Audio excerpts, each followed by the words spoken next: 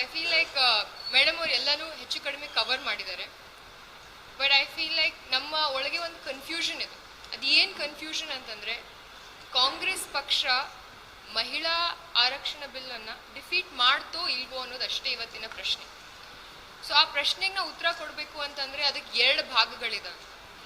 ಒಂದೇದೇನು ಅಂತಂದರೆ, ಈಗ ತಾನೇ ಮ್ಯಾಮ್ ಹೇಳಿದರು, 2023ನೇಗೆ ನಾರಿ ಶಕ್ತಿ ಅಧಿನಿಯಮವನ್ನು ಸನ್ಮಾನ್ಯ ಪ್ರಧಾನಮಂತ್ರಿಗಳು ಹಾಗೂ ವಿಪಕ್ಷದಲ್ಲಿರುವಂತಹ ಕಾಂಗ್ರೆಸ್ ಪಕ್ಷ ಎಲ್ಲ ಪಕ್ಷಗಳು ಕೂಡಿ ಒಗ್ಗೂಡಿ ಆ ಬಿಲ್ಲನ್ನು ಪಾಸ್ ಮಾಡಿದ್ವಿ. ಕಾನ್ಸ್ಟಿಟ್ಯೂಷನಲ್ ಅಮೆಂಡ್ಮೆಂಟನ್ನು ನಾವು ಪಾಸ್ ಮಾಡಿದ್ವಿ.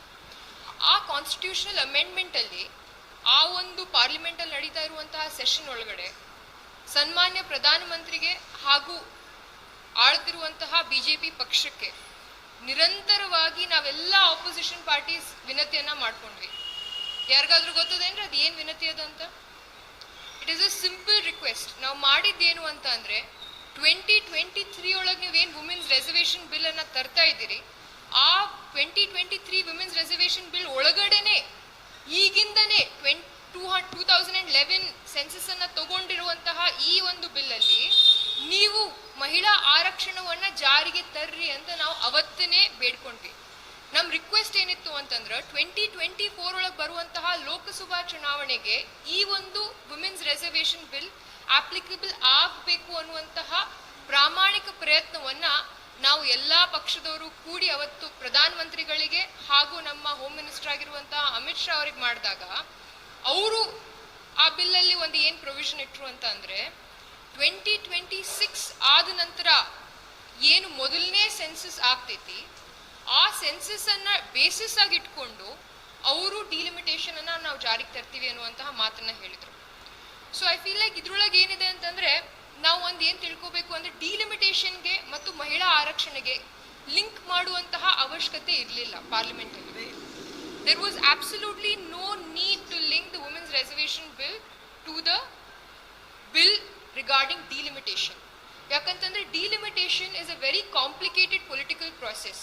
ಅದರೊಳಗೆ ಬರೀ ಒಂದು ಪಕ್ಷ ಅಥವಾ 2 ಪಕ್ಷ ಇರಲ್ಲ.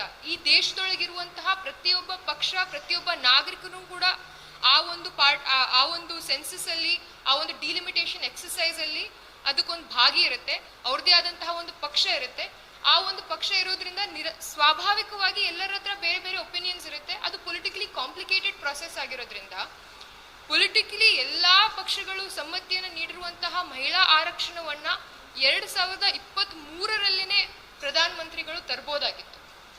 ಆದ್ರೆ ಅವ್ರೇನ್ ಮಾಡಿದ್ರು ಅಂತಂದ್ರೆ, ಈ ಮಹಿಳಾ ಆರಕ್ಷಣಾ ಬಿಲ್ ಅನ್ನ ಡಿಲಿಮಿಟೇಷನ್ ಜೊತೆ ಕಪಲ್ ಮಾಡಿ ಮಹಿಳೆಯರಿಗೆ ಒಂದು ಶೀಲ್ಡ್ ಆಗಿ ಉಪಯೋಗಿಸುವಂತಹ ಪ್ರಯತ್ನವನ್ನ ಇವತ್ತು ನಮ್ಮ ಪ್ರಧಾನಮಂತ್ರಿಗಳು ಮಾಡಿದ್ದಾರೆ ಅಂತಂದ್ರೆ ಅದು ತಪ್ಪಾಗಿಕ್ಕಿಲ್ಲ. ಇದಕ್ಕೆ ನಮ್ಮ ವಿರೋಧ ಇದೆ ಅಂತ ನಾನು ನಿಮ್ಗೆ ಹೇಳಕ್ ಇಷ್ಟಪಡ್ತೀನಿ. ನೀವೆಲ್ಲರೂ ಕೇಳ್ಬೋದು, ಡಿಲಿಮಿಟೇಷನ್ ಮಾಡಿದ್ರೆ ಏನಿದೆ, ಅದಕ್ಕೇನಿದೆ, ಇದೇ ಸೆನ್ಸಸ್ ಮೇಲೆ ಮಾಡಿದ್ರೆ ಏನಿದೆ ಅಂತ. So you need to understand one thing. ಈ ಡಿಲಿಮಿಟೇಷನ್ ಪ್ರೊಸೆಸ್ ಅಂದ್ರೆ ಏನು? ಡಿಲಿಮಿಟೇಷನ್ ಪ್ರೊಸೆಸ್ ಅಂದ್ರೆ ಮರು ವಿಂಗಡಣೆ, ಕ್ಷೇತ್ರದ ಮರು ವಿಂಗಡಣೆ. ಇದು ಭಾರತದ ಇತಿಹಾಸದಲ್ಲಿ 4 ಸರಿ ಈಗಾಗಲೇ ಮಾಡಿಬಿಟ್ಟಿದ್ದಾರೆ. 1952 ಅಲ್ಲಿ ಇಂಡಿಯನ್ ಪಾರ್ಲಿಮೆಂಟ್ ಅಲ್ಲಿ 494 ಸೀಟ್ಸ್ ಇತ್ತು. 1963 ಅಲ್ಲಿ ಅದೇ ಸೀಟ್ಸ್ 522 ಆಗುತ್ತೆ. 1973 ಅಲ್ಲಿ ಅದು 543 ಆಗುತ್ತೆ. ಆ 543ನೇ ಇವತ್ತಿನವರೆಗೂ ನಾವು ಫಾಲೋ ಮಾಡ್ತಾ ಬರ್ತಾ ಇರೋದು. ಈ 1973 ಅಲ್ಲಿ ಏನಾಗುತ್ತಲ್ಲ, that is brought about by an amendment that was passed in the Indira Gandhi government in 1976. 1976 ಅಲ್ಲಿ ಇಂದಿರಾ ಗಾಂಧಿ ಅವರು ಏನು ಹೇಳ್ತಾರೆ ಅಂದ್ರೆ, ನಾವು ಇವತ್ತು ಒಂದು ಫ್ರೀಸ್ ಅನ್ನ ಲಾಗು ಮಾಡ್ತೀವಿ. ಈ 543 ಸೀಟ್ಸ್ ಮೇಲೆ ಎಲ್ಲಾ ಸ್ಟೇಟ್ಸ್ ನೀವು ಸೀಟ್ಸ್ ಅನ್ನ ಶೇರಿಂಗ್ ಬೇಸಿಸ್ ನಾವು ಇವತ್ತೇನು ರೇಷೋ ಅನ್ನ ತಯ ಮಾಡಿದ್ದೀವಿ, ಇದೇ ರೇಷೋ ಅನ್ನ, ಇದೇ ಸೀಟ್ ನಂಬರ್ ಅನ್ನ ನಾವು ಫ್ರೀಸ್ ಮಾಡಿ ಮುಂಬರುವಂತಹ 15ರಿಂದ 20 ವರ್ಷದವರೆಗೂ ನೀವು ಇದನ್ನೇ ಫಾಲೋ ಮಾಡಬೇಕು ಅನ್ನುವಂತಹ ಒಂದು ಲಾ ಅನ್ನ, ಅಮೆಂಡ್ಮೆಂಟ್ ಅನ್ನ ಪಾರ್ಲಿಮೆಂಟ್ ಅಲ್ಲಿ ಪಾಸ್ ಮಾಡ್ತಾರೆ. ಯಾಕೆ ಇದನ್ನ ಪಾಸ್ ಮಾಡ್ತಾರೆ ಅಂತ ಅಂದ್ರೆ, ಅವತ್ತಿನ ಇರುವಂತಹ ಆ ಒಂದು ರಾಜಕೀಯ ವಾತಾವರಣದಲ್ಲಿ ನಮ್ಮಂತ ಸದರ್ನ್ ಸ್ಟೇಟ್ಸ್ ಏನಿರುತ್ತೆ, ಒಂದು ಪ್ರಶ್ನೆನೇ ಇಡುತ್ತೆ ಸೆಂಟ್ರಲ್ ಗವರ್ಮೆಂಟ್ಗೆ. ನಿರಂತರವಾಗಿ ಇದೇ ರೀತಿ ಉತ್ತರ ಭಾರತದ ಜನಸಂಖ್ಯೆ ಹೆಚ್ಚಿಗೆ ಆಗ್ತಾ ಹೋಗುವಂತಹ ಸಮಯದಲ್ಲಿ, ನಾವು ಪಾಪ್ಯುಲೇಷನ್ ಕಂಟ್ರೋಲ್ ಮಾಡ್ತಾ ಇರುವಂತಹ ಸಮಯದಲ್ಲಿ ಈ ಡಿಲಿಮಿಟೇಷನ್ ಎಕ್ಸಸೈಸ್ ಸೆನ್ಸಸ್ ಬೇಸಿಸ್ ಮೇಲೆ ಪ್ರತಿ 10 ವರ್ಷಕ್ಕೆ ಒಂದ್ಸರಿ ನಮ್ಮ ಹತ್ರ ಸೆನ್ಸಸ್ ಆಗುತ್ತೆ. ಸೆನ್ಸಸ್ ಬೇಸಿಸ್ ಮೇಲೆ ನಿರಂತರವಾಗಿ ಪಾಪ್ಯುಲೇಷನ್ ಹೆಚ್ಚಿಗೆ ಆಗ್ತಾ ಇರುವಂತಹ ಸಮಯದಲ್ಲಿ ನಮ್ಮ ರೆಪ್ರೆಸೆಂಟೇಷನ್ ನಾಳೆ ಕಡಿಮೆ ಆದರೆ ಇದಕ್ಕೆ ಯಾರು ರೆಸ್ಪಾನ್ಸಿಬಲ್? ಸೊ ನಮ್ಮ ಒಂದು ಪ್ರಾತಿನಿಧ್ಯವನ್ನು ನೀವು ಕಾಪಾಡಬೇಕು ಅನ್ನುವಂತಹ ಕೂಗು ಎದ್ದಾಗ ಸನ್ಮಾನ್ಯ ಶ್ರೀ ಇಂದಿರಾ ಗಾಂಧಿ ಅವರು ಸದರ್ನ್ ಸ್ಟೇಟ್ಸ್ನ ಇಂಟ್ರೆಸ್ಟನ್ನು ಪ್ರೊಟೆಕ್ಟ್ ಮಾಡೋದಕ್ಕೆ 42nd ಅಮೆಂಡ್ಮೆಂಟ್ ಆ್ಯಕ್ಟನ್ನು ತೊಗೊಂಡು ಬರ್ತಾರೆ. ಈ 42nd ಅಮೆಂಡ್ಮೆಂಟ್ ಆ್ಯಕ್ಟಲ್ಲಿ ಅವರು ಏನು ಹೇಳ್ತಾರೆ ಅಂದರೆ, ಸದರ್ನ್ ಪಾಪ್ಯುಲೇಷನ್ಗೆ ನೀವೇನು ಪಾಪ್ಯುಲೇಷನ್ ಕರ್ವ್ ಮಾಡ್ತಾ ಇದ್ದೀರಾ, ನಿಮಗೆ ನಾನು ಪೀನಲೈಸ್ ಮಾಡಲ್ಲ. ಅದಕ್ಕೆ ಆ ಒಂದು 1973 ಏನು ಸೀಟ್ ಫ್ರೀಸ್ ಆಯಿತು, ಡಿಲಿಮಿಟೇಷನಲ್ಲಿ ಟೋಟಲ್ ನಂಬರ್ ಆಫ್ ಸೀಟ್ಸಿಗೆ ಏನು ಫ್ರೀಸ್ ಆಯಿತು, ಅದ್ರ ಕಾರಣ ಇದು. ಇದ್ರ ನಂತರ ವಾಜಪೇಯಿ ಅವರು ಬರ್ತಾರೆ. ವಾಜಪೇಯಿ ಅವರು ಕೂಡ 2001ರಲ್ಲಿ 84th ಅಮೆಂಡ್ಮೆಂಟ್ ಆ್ಯಕ್ಟನ್ನು ಪಾಸ್ ಮಾಡ್ತಾರೆ. 84th amendment act also states that the freeze that is brought ahead by the 42nd amendment ಆ್ಯಕ್ಟನ್ನು ನಾವು ಕಂಟಿನ್ಯೂ ಮಾಡ್ತೀವಿ ಅನ್ನುವಂತಹ ಮಾತನ್ನು ಹೇಳ್ತಾರೆ. ಅವರು ಯಾಕೆ ವಾಜಪೇಯಿ ಅವರು ಕೂಡ ಆ ಹೆಜ್ಜೆನ ಯಾಕೆ ತಗೊಂಡ್ರು? ಯಾಕಂತಂದ್ರೆ ನಮ್ಮಂತಹ ಸದರ್ನ್ ಸ್ಟೇಟ್ಸ್, ಕೇರಳ, ತಮಿಳುನಾಡು, ಆಂಧ್ರ ಪ್ರದೇಶ್, ಇಂಥ ಸ್ಟೇಟ್ಸ್, ಕರ್ನಾಟಕ, ಇವೆಲ್ಲ ಸ್ಟೇಟ್ಸ್ ಇಂಟ್ರೆಸ್ಟ್ ಅನ್ನು ನಾವು ಪ್ರೊಟೆಕ್ಟ್ ಮಾಡಬೇಕು ಅನ್ನುವಂತಹ ಉದ್ದೇಶದಿಂದ ಸನ್ಮಾನ್ಯ ಶ್ರೀ ವಾಜಪೇಯಿ ಅವರು ಅವತ್ತೂ ಕೂಡ ಇದೇ ಸೇಮ್ ಬೇಸಿಸ್, ಇದೇ ಸೇಮ್ ಲಾಜಿಕ್ ಮೇಲೆ ಈ ಒಂದು ಸೀಟ್ ಶೇರಿಂಗ್ ಬೇಸಿಸ್ ಅನ್ನ ಕಂಟಿನ್ಯೂ ಮಾಡ್ತಾರೆ.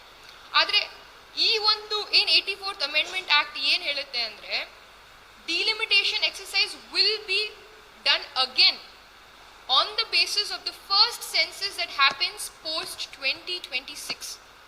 ಸೊ ಫಸ್ಟ್ ಸೆನ್ಸಸ್ 2026 ಆದ ನಂತರ ಏನು ಮೊದಲನೇ ಸೆನ್ಸಸ್ ಆಗುತ್ತೆ, ಆ ಸೆನ್ಸಸ್ ಬೇಸಿಸ್ ಮೇಲೆ ನೀವು ಡಿಲಿಮಿಟೇಷನ್ ಅನ್ನ ಮತ್ತೆ ಮಾಡಬಹುದು ಅನ್ನುವಂತಹ ಮಾತನ್ನ ಹೇಳ್ತಾರೆ. ನೀವು ಈ ಮಾತನ್ನ ಬಹಳ ಗಮನಿಸಿ ನೀವು ಯೋಚನೆ ಮಾಡಬೇಕು. ಯಾಕೆ ನಾನು ನಿಮ್ಗೆ ಈ ಮಾತನ್ನ ಹೇಳ್ತೀನಿ ಅಂದ್ರೆ, ಇವಾಗಿರುವಂತಹ ಆಡಳಿತ ಪಕ್ಷ ಒಂದು ಷಡ್ಯಂತ್ರವನ್ನು ರಚಿಸಿದೆ. ಅದು ಏನು ಮಾಡಿದೆ ಅಂದ್ರೆ, 2023ರಲ್ಲಿ ನಾರಿ ವಂದನಾ ಅಧಿಶಕ್ತಿ ನಿಯಮವನ್ನ ತಗೊಂಡ್ ಬರುತ್ತೆ. ಆದ್ರೆ what is the reason? Implement ಯಾಕೆ ಆಗಲಿಲ್ಲ ಅದು ಇಮಿಡಿಯೇಟ್ ಆಗಿ? ಯಾಕಂದ್ರೆ 2003ರಲ್ಲಿ ಅದನ್ನ ಅವ್ರು ಇಂಪ್ಲಿಮೆಂಟ್ ಮಾಡಿಬಿಟ್ಟಿದ್ರೆ ಆ ಒಂದು ಬೇಸಿಸ್ ಮೇಲೆ ಸೀಟ್ ಶೇರಿಂಗು ಹಾಗೂ ರೆಸರ್ವೇಷನ್ ಫ್ರೀಸ್ ಆಗ್ಬಿಡ್ತಿತ್ತು. ಸೊ ಅದನ್ನ ತಪ್ಪಿಸೋದಕ್ಕೆ ತಮ್ಮ ಓನ್ ಟೈಮ್ ಲೈನ್ ಮೇಲೆ ತಮಗ್ ಬೇಕಾಗಿರುವಂಗೆ ಮರು ವಿಂಗಡಣೆ ಮಾಡಬೇಕು ಅನ್ನುವಂತಹ ಉದ್ದೇಶದಿಂದ ಆಡಳಿತ ಪಕ್ಷ ಏನ್ ಮಾಡ್ತಾ ಇದೆ ಅಂತಂದ್ರೆ, ಸೆನ್ಸಸ್ ಅನ್ನೇ ಡಿಲೇ ಮಾಡ್ತು. 2021 ಆಗ್ಬೇಕಾಗಿರುವಂತಹ ಸೆನ್ಸಸ್ ಕೋವಿಡ್ಗೋಸ್ಕರ ಮುಂದೂಡಿದ್ರು. ಕೋವಿಡ್ಗೋಸ್ಕರ ಮುಂದೂಡಿ 2023ರಲ್ಲಿ ಇವ್ರು ಸೆನ್ಸಸ್ ಮಾಡ್ಬೋದಾಗಿತ್ತು, 2024ರಲ್ಲಿ ಇವ್ರು ಸೆನ್ಸಸ್ ಮಾಡ್ಬೋದಾಗಿತ್ತು, 25ರಲ್ಲ ಇವ್ರು ಸೆನ್ಸಸ್ ಮಾಡ್ಬೋದಾಗಿತ್ತು. ಆದ್ರೆ 26 ನಂತರ ಇವ್ರು ಯಾಕೆ ಸೆನ್ಸಸ್ ಮಾಡ್ತಾ ಇದ್ದಾರೆ? ಯಾಕಂದ್ರೆ the answer to this lies in the 84th amendment which states that after 2026 you will be allowed to gerrymander the states. ಹೊಸ ಜೆರಿಮ್ಯಾಂಡರಿಂಗ್ ಅಂತ ಅಂದ್ರೆ ಪುನರ್ ವಿಂಗಡಣೆಯನ್ನ ನೀವು ಮಾಡಬಹುದು.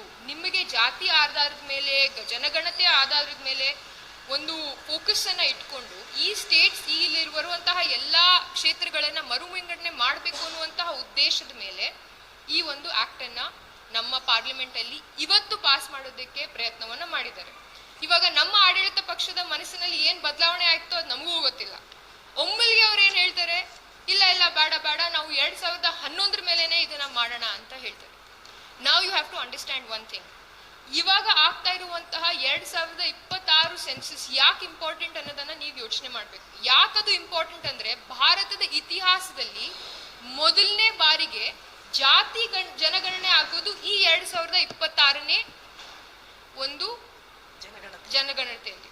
ಈ 2026 ಜನಗಣನೆಯಲ್ಲಿ ಜಾತಿ ಒಂದು ವಿಷಯ ಅದ್ರೊಳಗೆ ಬಂದಾಗ ಅದರ್ ಬ್ಯಾಕ್ವರ್ಡ್ ಕ್ಲಾಸಸ್ಗೆ ನಾವು ಇಂಟರ್ನಲ್ ರಿಸರ್ವೇಷನ್ಗೋಸ್ಕರ ನಾಳೆ ಧ್ವನಿ ಏಳುತ್ತೆ ಅನ್ನುವಂತಹ ಊಹೆಯನ್ನ ಮಾಡಿಕೊಂಡು ಇವತ್ತು ನಮ್ಮ ಆಡಳಿತ ಪಕ್ಷದವ್ರು ಏನ್ ಮಾಡಿದ್ದಾರೆ ಅಂತಂದ್ರೆ, ಒಮ್ಮೆಲ್ಗೆ ಹಾರ್ಟ್ ಚೇಂಜ್ ಮಾಡಿಬಿಟ್ಟು 2023ರಲ್ಲಿ ಅವ್ರಿಗೆ ಅವಕಾಶ ಇದ್ರೂ ಕೂಡ ಅವ್ರು ಮಾಡಲಿಲ್ಲ. 2023-24ರಲ್ಲಿ ಸೆನ್ಸಸ್ ಕಂಪ್ಲೀಟ್ ಮಾಡಿದ್ರೆ ಡಿಲಿಮಿಟೇಷನ್ ಎಕ್ಸಸೈಸ್ ಇವಾಗ ಕಂಪ್ಲೀಟ್ ಮಾಡಿ ನಾವು ಇದೇ ಮುಂದಿನ ಬರುವಂತಹ ಎಲೆಕ್ಷನ್ಗೆ ನಾವು ರಿಸರ್ವೇಷನ್ ಅನ್ನ ಕೊಡ್ಬೋದಾಗಿತ್ತು. ಆದ್ರೆ ಅದನ್ನು ಕೂಡ ಅವ್ರು ಮಾಡಲಿಲ್ಲ.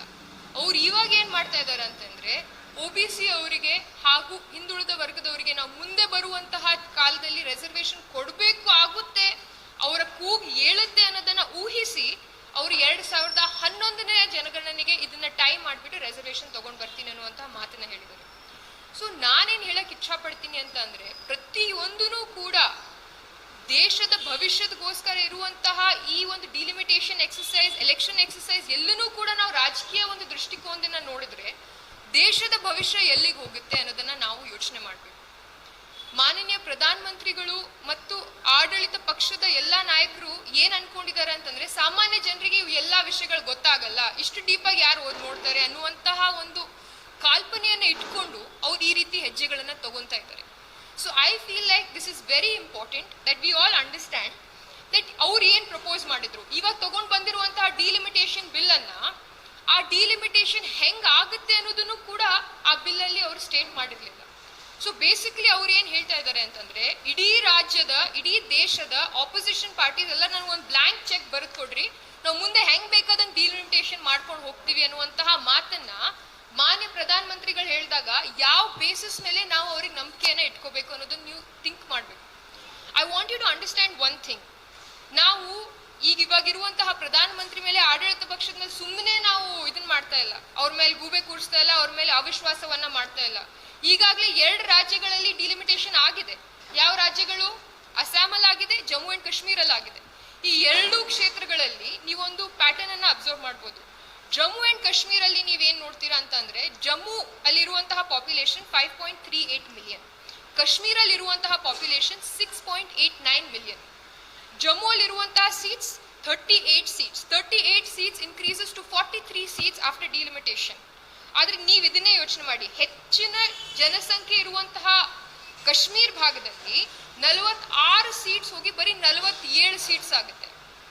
So what is the government trying to do? ಎಲ್ಲಿ ಅವರಿಗೆ ಡಿಲಿಮಿಟೇಷನ್ ಅಧಿಕಾರವನ್ನ ಸಿಗುತ್ತೋ ಅವ್ರು ಹೆಂಗ್ ಬೇಕಾದಂಗ ಅದನ್ನ ದುರುಪಯೋಗವನ್ನ ಮಾಡ್ತಾ ಇದ್ದಾರೆ. ಇವಾಗ ಅಸ್ಸಾಮಲ್ಲೂ ಕೂಡ ನಾವು ಅದನ್ನೇ ನೋಡ್ಬೋದು. Total number of seats that were influenced by backward communities and minorities in Assam before the delimitation exercise carried out by the central government was 35. 35 seats ಎಲ್ಲಿ ಇನ್ಫ್ಲೂಯೆನ್ಸ್ ಆಗ್ತಾ ಇತ್ತು, ಡಿಲಿಮಿಟೇಷನ್ ಆದ ನಂತರ ಅದು ಬರೀ 22 ಸೀಟ್ ಆಗುತ್ತೆ. ಸೊ ಈ ಡಿಲಿಮಿಟೇಷನ್ ಎಕ್ಸರ್ಸೈಸ್ ಅನ್ನ ಅವ್ರು ಈಗಾಗಲೇ ಮಾಡ್ಬಿಟ್ಟಿದ್ದಾರೆ. ಅವ್ರು ಯಾವ ರೀತಿ ಮಾಡ್ತೀವಿ ಅನ್ನೋದನ್ನ ತೋರಿಸ್ಬಿಟ್ಟಿದ್ದಾರೆ. ಸೊ ಯಾವ ಬೇಸಿಸ್ ಮೇಲೆ ನಾವು ಆಪೋಸಿಷನ್ ಪಾರ್ಟೀಸ್ ಆಗಿ ಅವ್ರ ಮೇಲೆ ಭರೋಸೆ ಇಟ್ಕೊಂಡು ನೀವು ಡಿಲಿಮಿಟೇಷನ್ ಮಾಡಿ ಅಂತ ಹೇಳಕ್ಕಾಗುತ್ತೆ?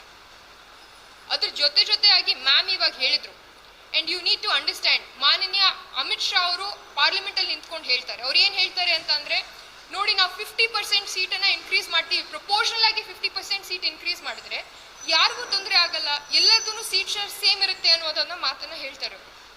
ಬಟ್ ಇಲ್ಲಿನೂ ಕೂಡ ಒಂದು ನ್ಯೂಆನ್ಸ್ ಇದೆ that you have to understand. ಅದೇನು ಅಂತಂದ್ರೆ, ಮ್ಯಾಮ್ ಹೇಳ್ದಂಗೆನೆ 80 seats of Uttar Pradesh will become 120 seats, Tamil Nadu will become 39 to 59, Karnataka will become 28 to 42. Correct?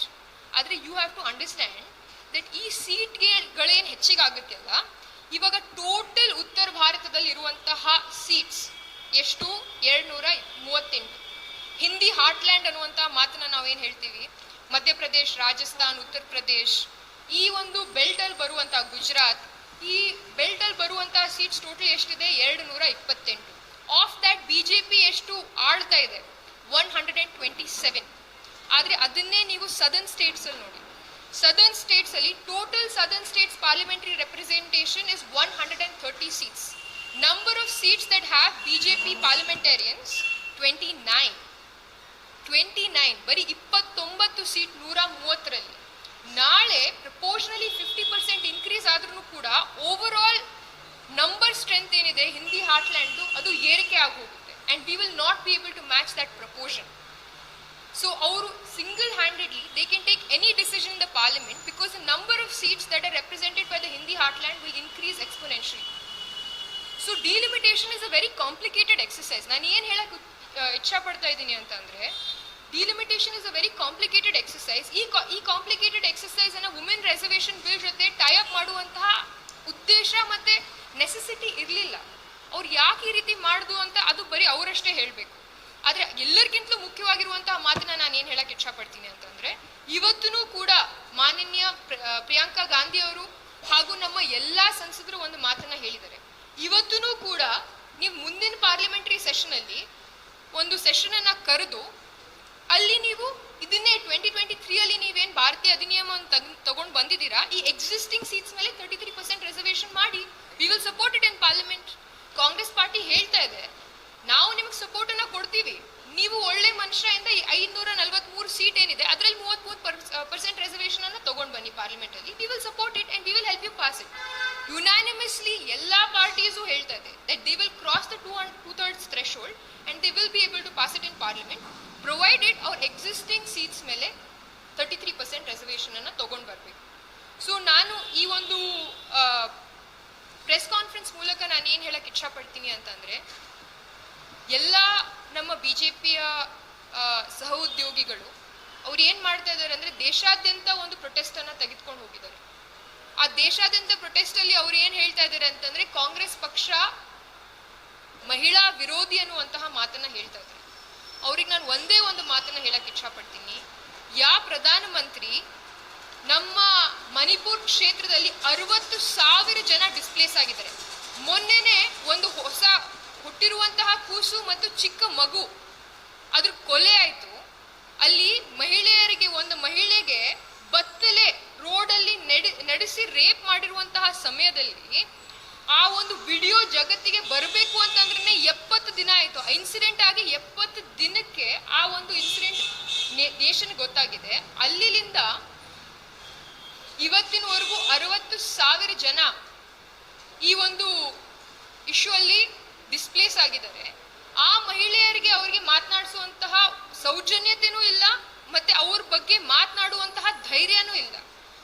ಅಂತ ಒಂದು ಪ್ರಧಾನಮಂತ್ರಿಗಳು ಇವತ್ತು ನಮಗೆ ಹೇಳ್ತಾ ಇದ್ದಾರೆ ನೀವು ಮಹಿಳಾ ವಿರೋಧಿ ಅಂತ. ಈ ದೇಶದ ಪ್ರತಿಯೊಬ್ಬ ಮಹಿಳೆ, ಮಣಿಪುರ್ ಆಗಿರಬಹುದು, ಉತ್ತರ ಪ್ರದೇಶ ಆಗಿರಬಹುದು, ಕರ್ನಾಟಕ ಆಗಿರಬಹುದು, every one of is is a citizen of India. And ಪ್ರಧಾನಮಂತ್ರಿಗಳು ಬರೀ ಕಾಂಗ್ರೆಸ್ ಅಥವಾ BJP ಪಕ್ಷಕ್ಕೆ ಪ್ರಧಾನಮಂತ್ರಿ ಅಲ್ಲ, ಅವ್ರು ನಂದು ಪ್ರಧಾನಮಂತ್ರಿ, ನಿಮ್ಮದು ಪ್ರಧಾನಮಂತ್ರಿ, ಮಣಿಪುರ ಒಳಗಿರುವಂತಹ ಮಹಿಳೆಯರದು ಪ್ರಧಾನಮಂತ್ರಿ. ಇಂಥ ಒಂದು ಕಷ್ಟದ ಪರಿಸ್ಥಿತಿಯಲ್ಲಿ 3 ವರ್ಷಗಳಿಂದ ಇಂಟರ್ನ್ಯಾಷನಲ್ ಏಜೆನ್ಸೀಸ್ ಅಲ್ಲಿ ತಾಂಡವ ಆಡ್ತಾ ಇದ್ದಾವೆ. ಪಾಪಿಯನ್ನ ಕಲ್ಟಿವೇಶನ್ ಮಾಡುವಂತಹ ಪರಿಸ್ಥಿತಿಗೆ ನಮ್ಮ ರೈತರು ಬಂದು ಅಲ್ಲಿ ಡ್ರಗ್ ಟ್ರಾಫಿಕಿಂಗ್, ಡ್ರಗ್ ಟ್ರೇಡಿಂಗ್ ನಡೆದಿದೆ. ಅಲ್ಲಿರುವಂತಹ ಜನರು ಬರೀ ಟಾರ್ಚರ್ಸ್ ಅನ್ನ ಹತ್ಕೊಂಡು ಸಾವಿರಾರರ ಪೈಗಾಮ್ನಲ್ಲಿ ಅಲ್ಲಿ ಪ್ರೊಟೆಸ್ಟ್ ಮಾಡ್ತಾ ಇದ್ದಾರೆ.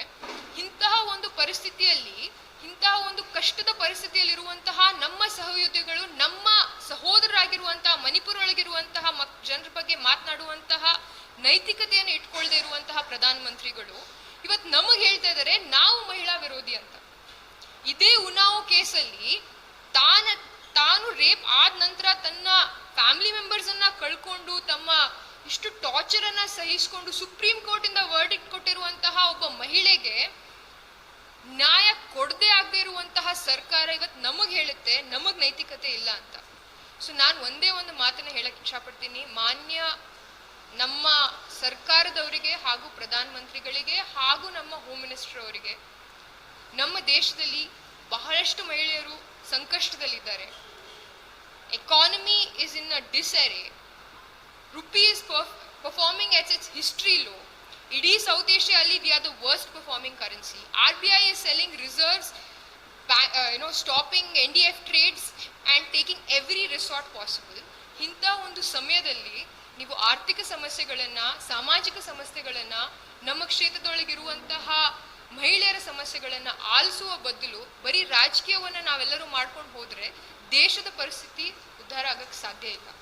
ಸೊ ಅದಕ್ಕಾಗಿ ನಾನು ಅವರಲ್ಲಿ ಕಳಕಳಿಯ ವಿನಂತಿ ಏನು ಅಂತ ಅಂದ್ರೆ, ನೀವು 543 ಸೀಟ್ಸ್ ಮೇಲೆ ಇದೇ ಪಾರ್ಲಿಮೆಂಟ್ ಅಲ್ಲಿ, ಬರುವಂತಹ ಪಾರ್ಲಿಮೆಂಟ್ ಅಲ್ಲಿ ಪ್ಲೀಸ್ ಹೋಲ್ಡ್ ಅ ವೋಟ್. ನಾವು ನಿಮಗೆ ಸಪೋರ್ಟ್ ಕೊಡ್ತೀವಿ. ನೀವು 33% ರಿಸರ್ವೇಶನ್ ಅನ್ನ ಈ 543 ಸೀಟ್ಸ್ ಮೇಲೆ ಲಾಗು ಮಾಡಿ, ಸಿಂಪಲ್ ಆಗಿ ಲಾಗು ಮಾಡಿ. ಡಿಲಿಮಿಟೇಷನ್ ಅನ್ನ ಕಪಲ್ ಮಾಡಬೇಡಿ, ಬೇರೆ ಏನು ತಗೊಂಡ್ ಬರಬೇಡಿ. ನಾವು ನಿಮಗೆ ಸಪೋರ್ಟ್ ಕೊಡ್ತೀವಿ, ನೀವು ಲಾಗು ಮಾಡಿ. ಇಫ್ ನಿಮ್ಮ ಹತ್ರ ನಿಜವಾಗ್ಲೂ ಮಹಿಳಾ ಆರಕ್ಷಣವನ್ನು ತರುವಂತಹ ನಿಮ್ಮ ಮನುಷ್ಯ ಇದ್ರೆ ಪ್ಲೀಸ್ ಮಾಡಿ. ಯಾಕಂತಂದ್ರೆ 2023ರಲ್ಲಿ ಪಾಸ್ ಆಗಿರುವಂತಹ ಬಿಲ್ ಅನ್ನ ನೀವು 2026ಕ್ಕೆ ನೋಟಿಫಿಕೇಶನ್ ಕೊಡ್ತೀರಾ.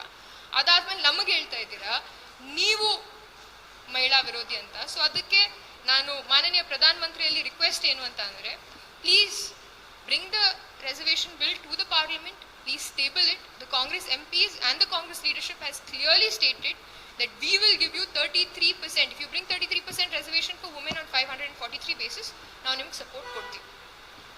ಇಷ್ಟು ಹೇಳ್ಬಿಟ್ಟು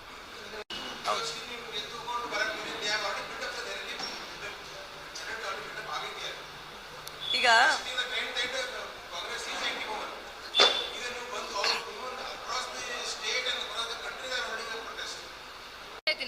ಇದೇ ಪೊಲಿಟಿಕಲ್ ಪಾರ್ಟೀಸ್ ಅವಾಗ ನೀವು ಇದನ್ನ ಉತ್ತರ ಕೊಡ್ಬೇಕು ಸರ್.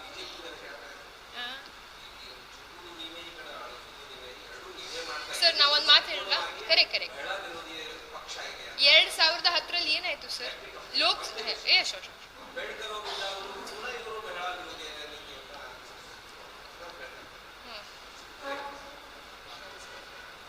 ಸರ್ ನಾನು okay ma'am I respond to that. So 2010 ಅಲ್ಲಿ ರಾಜ್ಯಸಭಾ ಅಲ್ಲಿ ಪಾಸ್ ಆಯ್ತು. ಅವಾಗ ಯಾರ ಸರ್ಕಾರ ಇತ್ತು?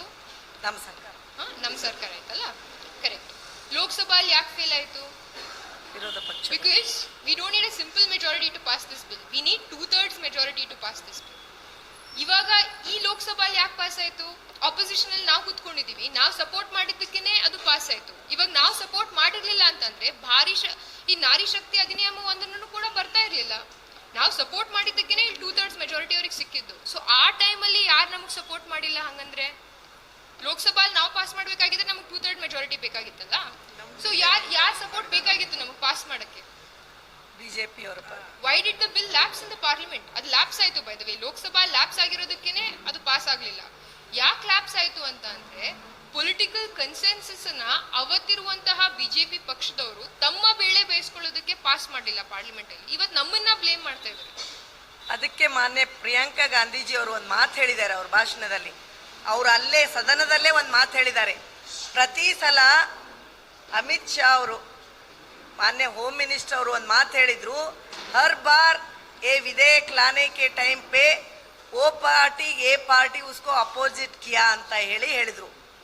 1996ರಿಂದ 2014ರವರೆಗೂ ಹಲವಾರು ಬಾರಿ ನೀವು ಹೇಳ್ದಂಗೆ 2010ರಲ್ಲೂ ಬಂದಾಗ ಓ ಪಾರ್ಟಿ ಎ ಪಾರ್ಟಿಯಲ್ಲಿ ಯಾರು ನಿಂತಿದ್ರು? ಆವಾಗ ಎಲ್ಲ ವಿರೋಧ ಮಾಡಿದ್ದು ಇದೇ ಬಿಜೆಪಿ. ಕಾಂಪ್ಲಿಕೇಟ್ ಮಾಡ್ಬೋದಾಗಿತ್ತು, ಆದ್ರೆ ಮಾನನೀಯ ರಾಜೀವ್ ಗಾಂಧಿ ಅವರು ಅದನ್ನ ಮಾಡಲಿಲ್ಲ.